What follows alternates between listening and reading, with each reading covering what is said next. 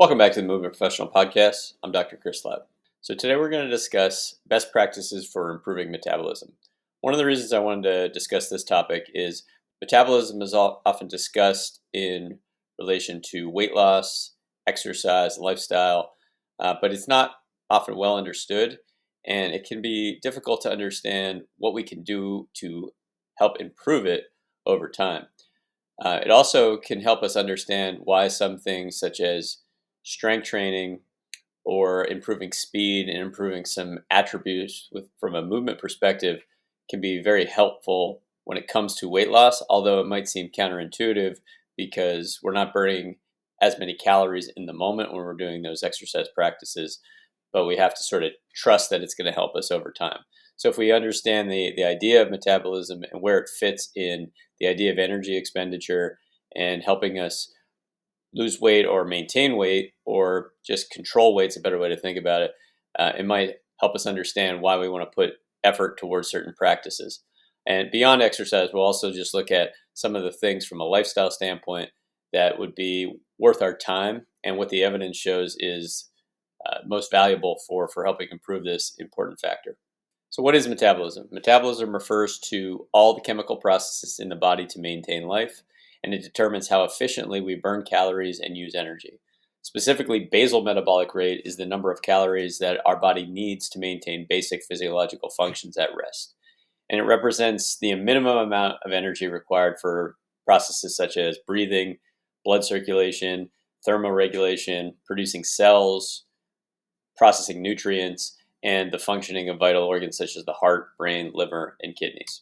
This basal metabolic rate goes into our total daily energy expenditure, and it's typically the greatest factor when considering our total daily energy expenditure. So usually you see it's about 60 to 75% of this total daily energy expenditure, and that's compared to things like physical activity or purposeful exercise that maybe at most 30% compared to 60 to 70% from this basal metabolic rate. There's other things involved, such as the thermic effect of food. So just we actually burn some calories when we consume food. Typically, the most thermic effect of food is when we consume protein, but that's minimal compared to this basal metabolic rate. Another factor of total energy expenditure is non-exercise activity thermogenesis, or NEAT, which is usually, again, much lower than basal metabolic rate and varies depending on how much we actually move throughout the course of the day. We'll talk more about NEAT in relation to metabolism as we go. So some demographic influences that will affect BMR, or basal metabolic rate, independent of anything that we could physically do about it or change, would be just our age. We can't really change how old we are, and generally as we get older, our basal metabolic rate tends to go down. Now we can talk about some of the relationships there about what we're doing as we age, and generally as we, for instance, put muscle mass on. If we put muscle mass on as we age, we may actually have the ability to fight against our declining BMR. But generally, age tends to bring BMR down. Gender tends to have an effect. Men typically have higher BMR than women, and it could be due to having more lean muscle. So that could be changed depending on how much lean muscle a woman has. This also goes into body composition. So individuals with more muscle mass tend to have higher BMR. Muscle tissue is more metabolically active than fat tissue. That's something we'll talk about more when we look at some of the best practices. Genetics play a big role in our BMR. So it's just important to know that sometimes we may have a better or worse starting point when it comes to our basal metabolic rate. Hormones also play a role. Specifically, the thyroid hormone significantly influences metabolic rate. And then body size also plays a huge role. And this may seem counterintuitive, actually, because larger individuals tend to have actually a higher BMI. And when we think about someone who might be overweight, we think of it as a larger individual. We think, okay, that they must have a slower metabolism or a lower basal metabolic rate, which is not necessarily true. But one way that we can kind of conceptualize this is if you are of a bigger size, then you will need typically to consume more calories to satiate yourself. And in that case, when we look at trying to decrease caloric intake, we'll actually have more of an ability to do that. We'll have more freedom to lower our caloric intake, because we're starting from a higher basal metabolic rate. And let's contrast this to someone who's of small size. So think about a 100-pound female, and to keep that 100-pound, to maintain that 100-pound weight, you may only be able to eat 1,300 calories a day, versus somebody who is 300 pounds may be able to eat 3,000 calories to maintain that 300 pounds. So there's actually more room, more wiggle room to adjust that caloric intake, possibly because basal metabolic rate is a little bit higher. So we still want to, in those cases where you have larger individuals that are trying to lose weight, increase metabolic rate by changing body composition and things like that. But actually, as you lose weight, you may have an effect, a negative effect on your basal metabolic rate. So we have to take all of these effects on total daily energy expenditures and think about them as a whole. Because if we try to isolate any one, we actually may find some of these paradoxes as we go. So as our body size goes down in a very healthy way, we may actually have to eat less to maintain that body weight as it goes down, compared to maintaining a body weight when we were heavier. So best practices that we'll talk about for increasing metabolism are: 1, hydration; 2, eating protein; 3, strength training; 4, prioritizing sleep; 5, managing stress; 6, increasing daily movement or non-exercise activity, thermogenesis; 7, high-intensity interval training; and 8, green tea or coffee consumption. So the first one is hydration. The strength of evidence is very high here. Numerous studies, including randomized controlled trials, support the idea that hydration plays a key role in metabolic health. Research on water-induced thermogenesis shows that drinking water can increase metabolic rate temporarily. The long-term impact of hydration on metabolism is less studied, but there are many studies that show that this is something to put some effort into if we want to improve metabolism. So some suggestions here are: get a baseline. So know what you're doing over the course of a week on a regular basis without being prompted to make a change, just so anything that you do when you're trying to make a change can be done gradually. But when you find that baseline, it can be useful to try to increase your fluid intake to up to about 3 to 4 liters a day, which could be close to a gallon of fluid a day. And that can include water-based food. So fruits and vegetables can be included in that, or it could just be trying to get a gallon of water a day. And that's a very crude recommendation, but it's something to think about. And you want to get a baseline and see how far away you are from at least like 3 liters of water a day, and see if you can get closer to that. Now, one of the things you can assess in the process of increasing your hydration would be the color of your urine. So generally, we're looking for something that's a pale yellow, possibly clear. Sometimes clear can indicate that you're overhydrated, but clear or pale yellow would be what we're looking for. Darker yellows could just be indicative that we need a little bit more hydration. And that's something that you can assess daily throughout a day. So earlier in the day, you may have less hydration than later in the day if you've taken some time to hydrate yourself. So you could use the color of your urine as an ongoing assessment. Sometimes you need to use electrolytes, especially if you're getting any type of cramping, or if you're trying to increase your fluid intake and there's excessive urination. Electrolytes can help quite a bit with that. It's helpful to also periodically take some blood work to see what your sodium levels look like, what your potassium levels specifically look like, even things like magnesium. And that could be something that you add right into your fluid in an electrolyte tablet. I use NUN tablets pretty frequently with NUUN, but you can also just try to maybe add one specific electrolyte like a magnesium that you do midday at night. I find magnesium helps me sleep, and there's specific formulas. Calm is the brand that I tend to use, and there's a Calm Mind, which is more for focus. There's Calm Sleep, that's more for sleep at night. I find it useful, but that's something that ties into hydration. And again, especially if you're getting any type of cramping sensations or more frequent cramping than you would like, electrolytes can often help that. Or if you're someone who's just very active and you're sweating a lot, electrolytes tend to be very necessary to just replenish as you go.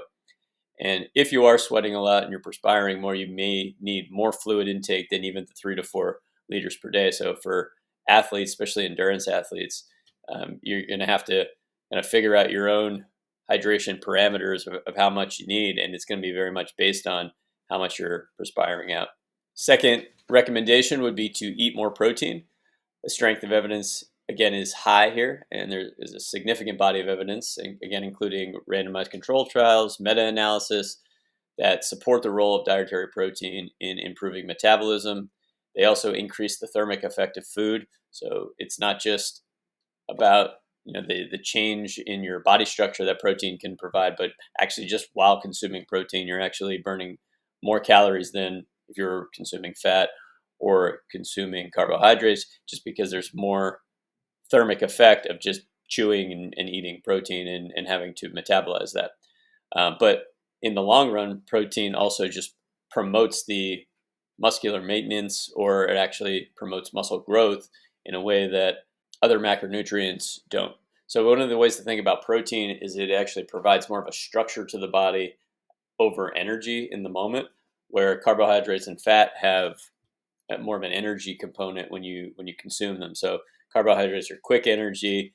Fat is going to be more of a long-term or slow release energy. It has other functions too, but just speaking broadly here, where protein, you don't want to be thinking about using it for energy in the moment as much as you're trying to think about it as it's building a structure of your body, building a structure of more muscle. So there's plenty of studies. One key study by Padden, Jones, and Leib demonstrated that protein improves muscle metabolism, which is essential for metabolic health. This is a well-established area of research with consistent findings across various populations. So some suggestions here would be to, again, get a baseline if you're trying to make change, but eventually try to increase gradually up to about 1 gram of protein per body weight daily. So if you're 170 pounds, then you're looking for about 170 grams of protein a day. And again, that's a crude recommendation, but oftentimes when we think of that as a standard, individuals that haven't been monitoring their protein realize how much that is, and it feels like way too much. So it's nice to just get a standard, because you can appreciate once you get your baseline that you may have quite a bit of ways to go, and you certainly can start to make some changes and increase your protein intake. Very rarely when I talk to clients about protein are they anywhere near that. So it often becomes a little bit of a journey to just start, and it doesn't have to happen quickly, but just getting that idea is that, okay, I can do quite a bit more when it comes to protein, can help metabolism, it can help a lot of other functions too. And not part of this conversation, but one of the other things that I see quite a bit is the aging population, especially in females, starting to have some issues with bone density, especially with lighter weights. And we already talked about like lighter bodies having actually a little bit lower basal metabolic rate generally compared to bigger bodies. Well, you also tend to take a lot less load into your bones, so you have more issues with bone density. So one of the ways to help both things would be to get more protein so you can build more structure to your body, build more muscle. More muscle puts on a little bit more mass, but mass in a healthy way that can load the bones better throughout the course of your day, and then also help improve your metabolism, help improve your function as you're getting older. So this metabolism discussion can go hand in hand with trying to just put a little bit more mass on your body when you need that for bone density. Outside of just going up to 1 gram of body weight, or 1 gram of protein per pound of body weight, would be to shoot for about 30 to 40 grams of protein several times throughout the course of the day. This doesn't necessarily mean you need to have several meals throughout the course of the day, but just even some supplementation of protein here and there can be helpful.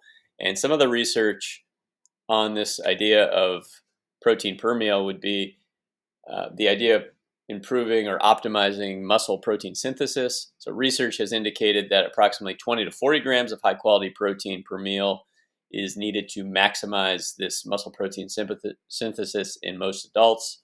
Protein intake within this range has been shown to effectively stimulate muscle growth and repair after resistance training. The other thing that we're looking at is the protein distribution throughout the course of the day tends to be more effective for supporting muscle maintenance and growth, according to some studies.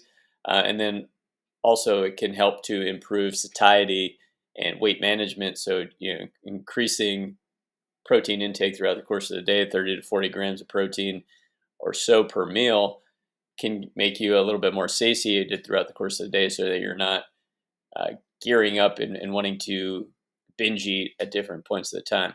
Now, I think all of these things are studied, and I cite some of the studies here. I do think it depends on what you find most comfortable in your eating style, depending on what fits into your day. So this goes against the idea of intermittent fasting or maybe having like a one meal a day idea. If that's something that works for you, that doesn't mean that you have to necessarily throw that away to force this type of 20 to or 30 to 40 grams of protein day. You can do it things a couple different ways. One is just don't think of this as a meal. Think of it as just something that you're supplementing a couple times here and there throughout the course of the day. If you are finding that not sitting down for a meal actually helps either productivity or it actually helps to allow you to eat less if weight loss is the goal, then you can sort of separate in your mind the idea of getting your protein in where it doesn't actually have to be a meal, but could just be more of like a smoothie or something that is just more of a supplementation. The other thing is it's usually we're at the point in time when we're talking about protein intake, we're kind of getting in the weeds when we force ourselves to eat in certain windows throughout the course of the day. So it may be optimal for somebody who is really looking to optimize muscle, but somebody who's looking to lose weight and improve metabolism and improve strength, if you are just shooting for a daily goal of more protein throughout the course of the day, getting close to that 1 gram per pound of body weight, however you get that in throughout the course of the day is probably going to be pretty darn effective, combined with decreasing caloric intake. So I would start there, and whatever you can fit into your day, however you can do it, start there. And then if you're pretty consistent with that and then you want to optimize things a little bit more, then you can start to think about these 30 to 40 gram windows that you try to do throughout the course of the day, and then have those 30 to 40 gram windows add up to a total of that 1 gram per pound of body weight. All right. So most people, if you're not thinking about your protein, you just got to get that total up a little bit more. Just get a baseline, and I think that's the number one step for most people is just know what you're doing before you start making a change to anything. If you don't know what your baseline is and you just start making a huge change, you're probably going to have some GI distress if you make too big of a change too soon, and then that might set you back or frustrate you and not allow you to actually find the benefit of increasing protein. The third suggestion here is strength training. Again, the strength of evidence is quite high here. The benefits of resistance training for boosting metabolism are well supported by both experimental and observational studies. Resistance training tends to increase lean muscle mass, which in turn enhances resting metabolic rate.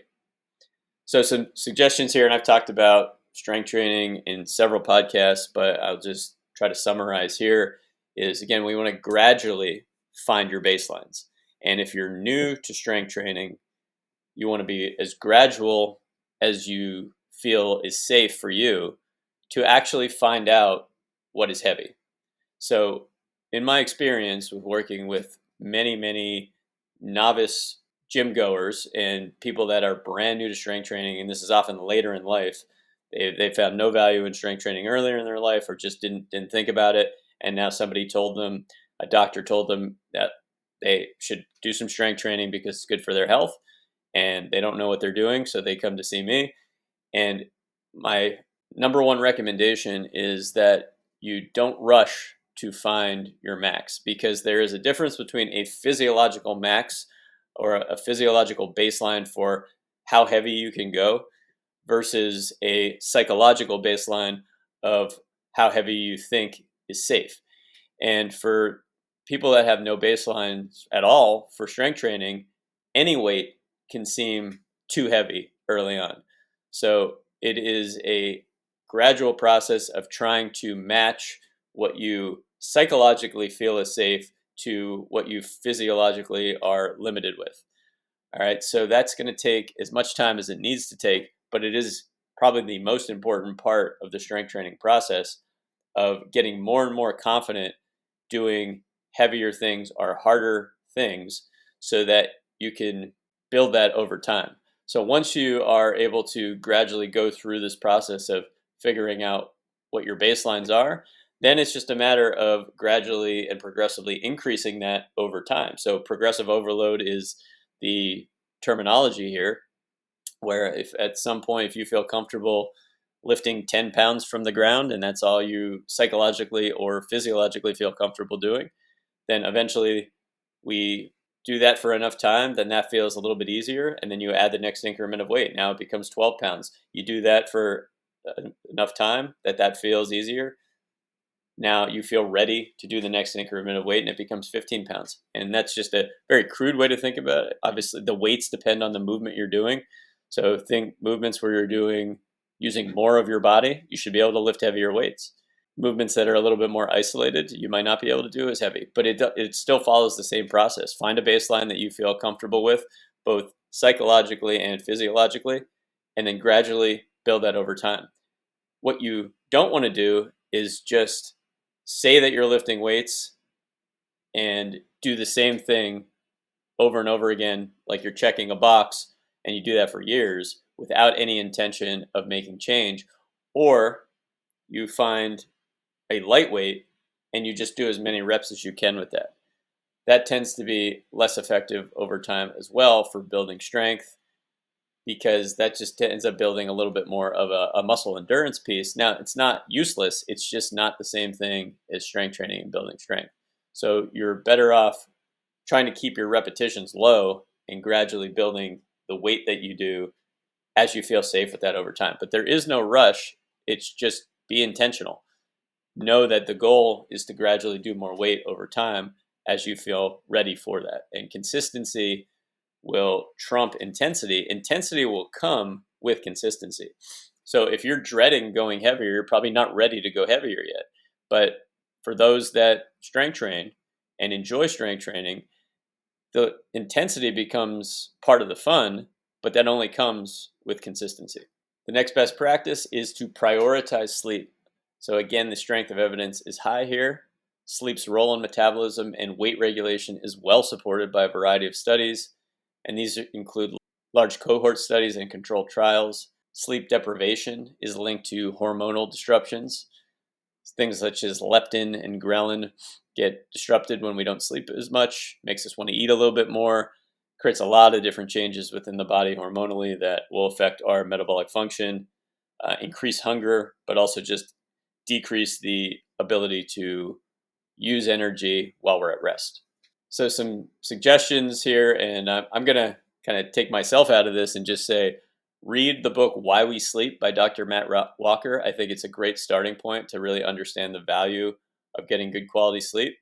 And pulling from his recommendation, there's the acronym QQRT, which is think about your quality, your quantity, your regularity, and your timing of sleep. So specifically, quantity refers to the total amount of sleep you get each night. So there tends to be a consensus that 7 to 9 hours of sleep per night for most adults is useful for supporting things like cognitive function, physical health, emotional well-being. So this goes well beyond metabolism, but metabolism will fit within that sweet spot as well. For quality, we're looking at the depth and restfulness of the sleep. So there are things like deep sleep or slow wave sleep and REM or rapid eye movement sleep that become part of this, which we can assess using sleep trackers. I use a Fitbit. Aura Ring is a pretty popular one now, and well studied. Different sleep mattresses that will show you this quality of sleep. So my recommendation there is pay attention to that. You actually have no idea the quality of your sleep, because if you're sleeping well, you won't be conscious for it. So if you don't feel like you're sleeping well, you'll only remember the times that you wake. And I can tell you that the trackers give you a lot of information that you wouldn't be able to perceive by yourself. The gold standard would get polysomnography, where you actually go into a sleep specialist and they do a sleep study on you. But without any specific need for that, or to do this on a more regular basis with being a little less invasive, I would look into getting some type of sleep tracker that you're able to look at, and it gathers data for you right within your phone, so you can look at that every night and see if that data is useful for helping you make positive changes. A key tip here would be to be careful with caffeine and alcohol close to bedtime, and then also maintain a cool, dark, and quiet sleep environment to enhance your sleep quality. I think in today's world, the idea of limiting screen time closer to bed could be quite useful. We have the screen on. Usually that gets in the way of some of the changes that help our body get prepared for sleep.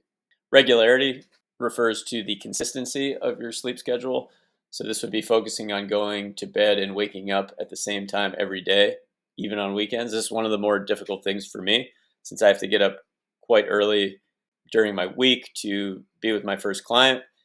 That to be able to ask myself to do that on the weekends is quite difficult. So I struggle with that, but that does seem to be important when we're looking at research. So just maintaining regularity tends to stabilize your circadian rhythm, and this enhances overall sleep quality and reduces the risk of sleep related issues. For anything, for sleep, for trying to improve protein, trying to improve hydration, there's not a perfect, there's a process.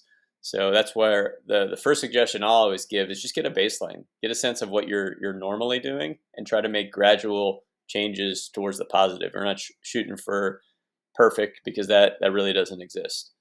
And then the last part of this QQRT would be timing, which is similar to regularity, but this would be really appreciating where within the 24-hour clock that it's ideal for you to get some sleep. So there are certainly the night owls, the early risers, know what type of sleeper you are and try to match that. And again, just try to be consistent. So regularity and timing tend to go hand in hand.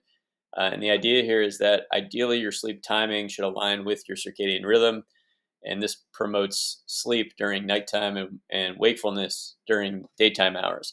So part of this is actually identifying where you fit. Are you somebody who is better going to bed at 9 p.m. or are you better going to bed at 11 p.m.? Now your life might not always fit into what is better for you, but actually trying to figure that out can be useful, so that you might be able to schedule your life possibly a little bit different. Because if you can match this timing to what your natural circadian rhythm is, your performance in many things can go up, your metabolism can improve. The next best practice is managing stress. Again, here the strength of evidence is very high.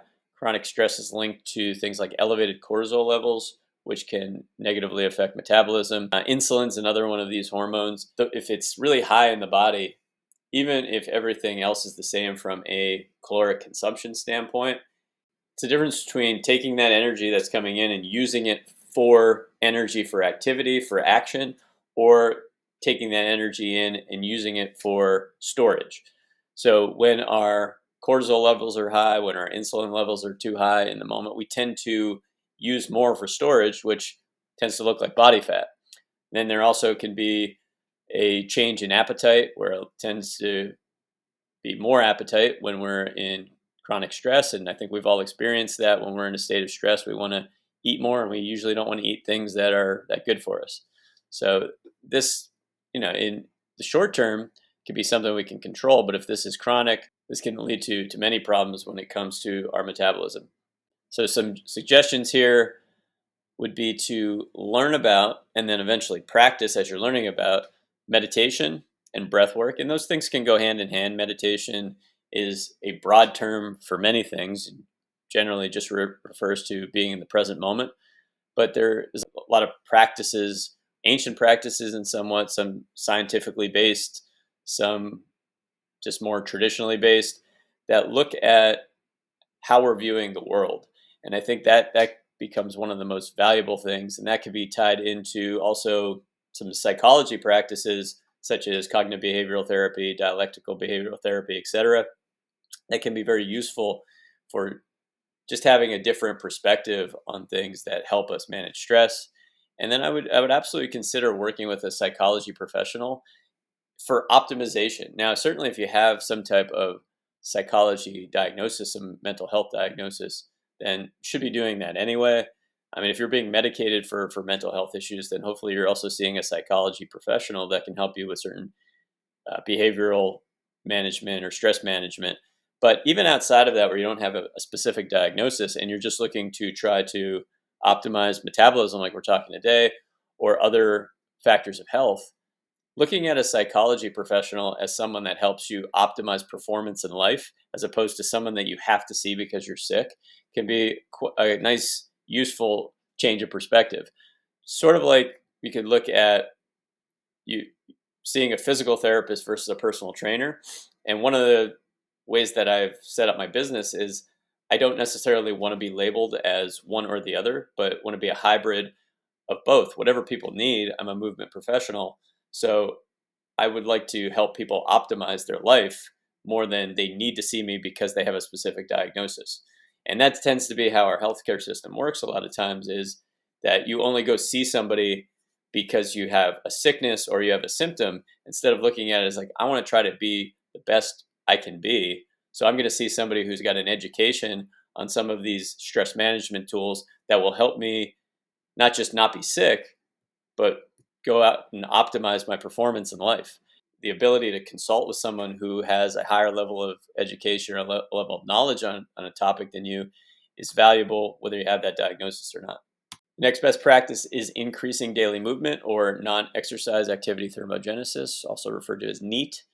The strength of evidence is high here. So NEAT plays an important role in overall daily expenditure, and it has been shown to help maintain metabolic rate. The evidence supporting this is robust, with observational and experimental studies backing its importance. So some suggestions here are: start to track your steps. That's a good starting point. So this goes hand in hand with tracking your sleep, because usually the same things that will track your step will track your sleep. So if you're starting to pay attention to your sleep quality, it could also be paying attention to how many steps you're getting throughout the course of the day. And steps is a little bit of a misnomer, because oftentimes when you hear steps, you feel like you actually have to be moving your feet, but it's really just movement throughout the course of the day. How much movement, how much acceleration is being registered on your watch. And that's pretty much all that matters.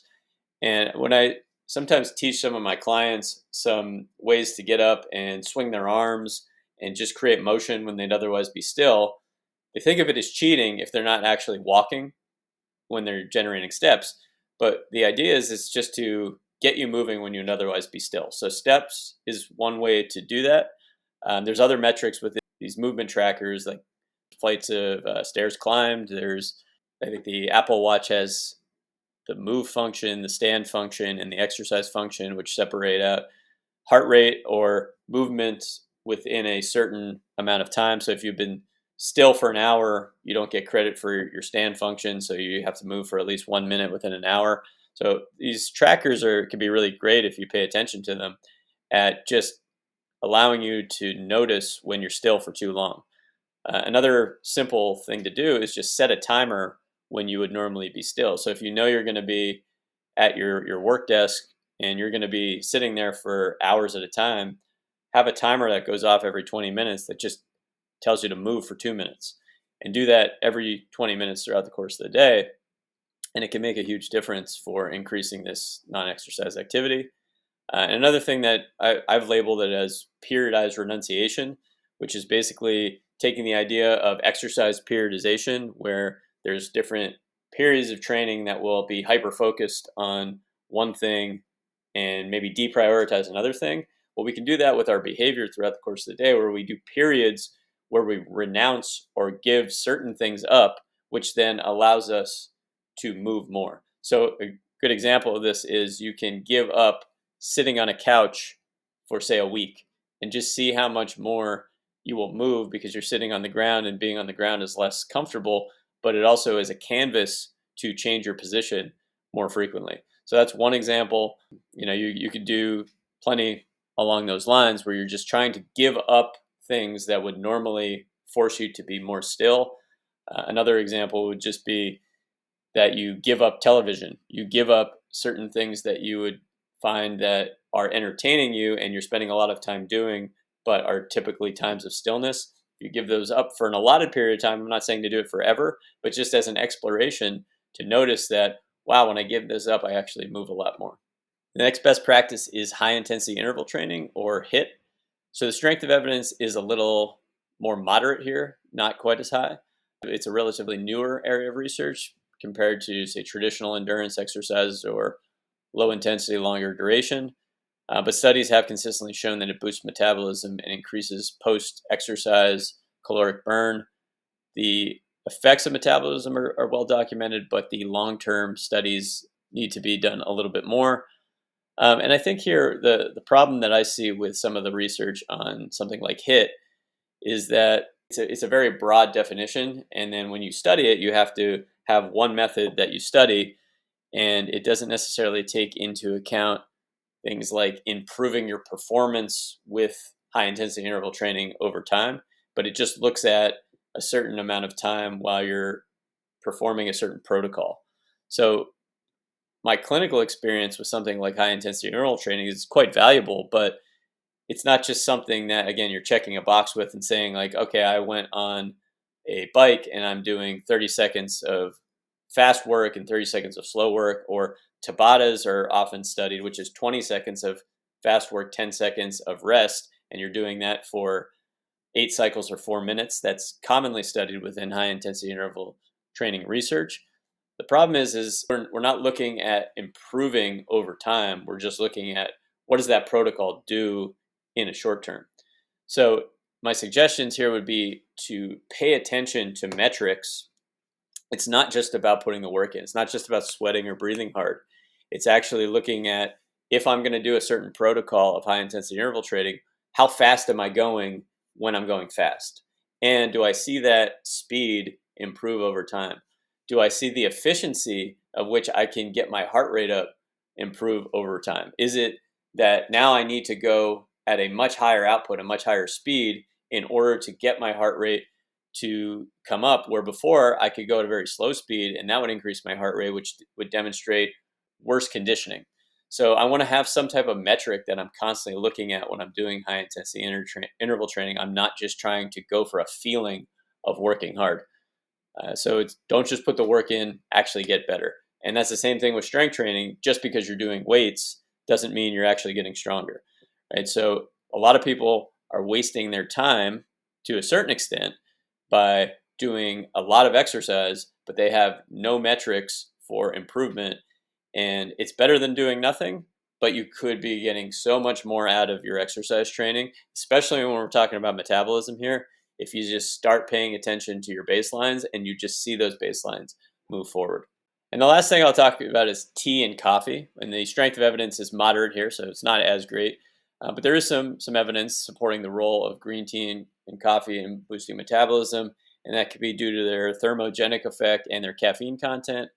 So studies show short-term increases of energy expenditure. The long-term effects on weight metabolism are less certain. Suggestions here, what I would use caffeine for is, if you're someone who doesn't tolerate caffeine, well, just disregard this slide, but I've definitely found benefit for function, for productivity, and for exercise.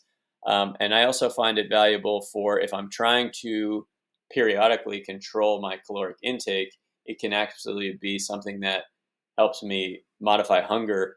And I usually have all of my tea and my coffee with 0 calories. No, I don't add anything to it, which just gives me something to consume that isn't adding to my caloric intake throughout the course of the day. And it makes a huge difference for me if I have a goal of controlling calories.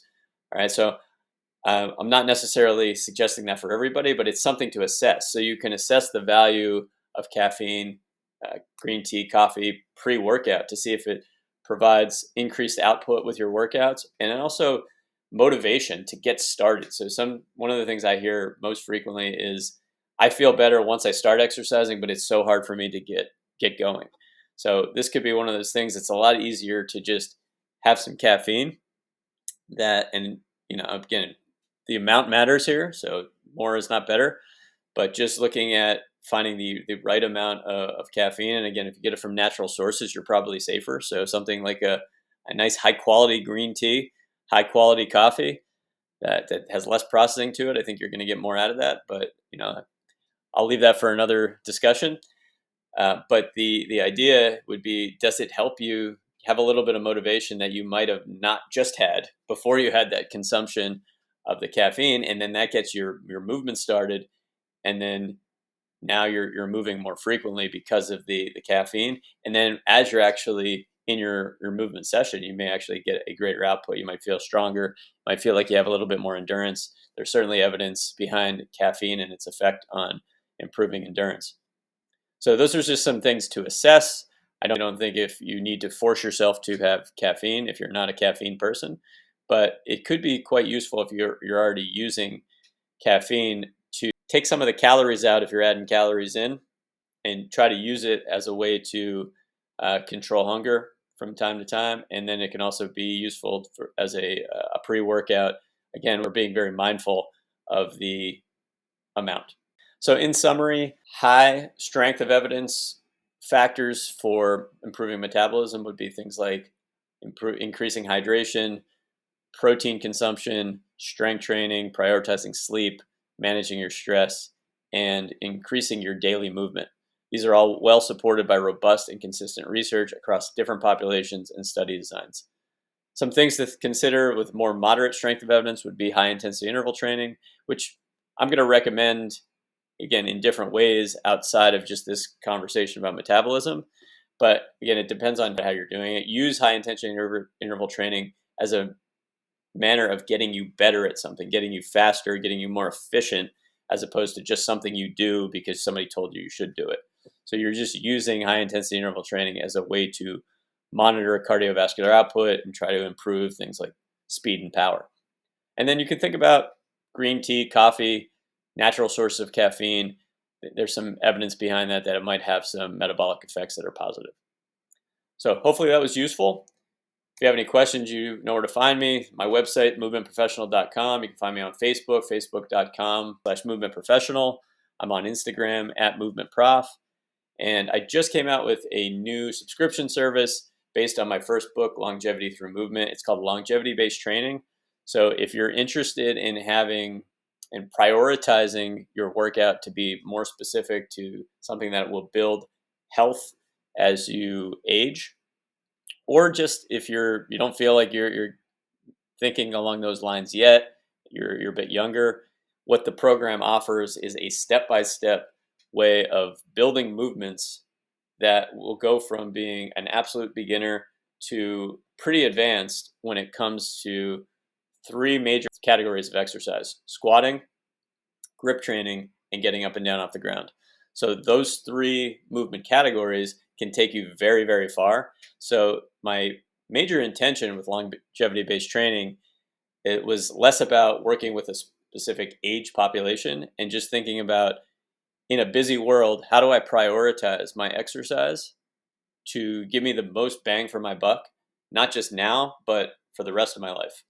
And I feel like there's plenty in there that can keep you going and get you to a pretty high level.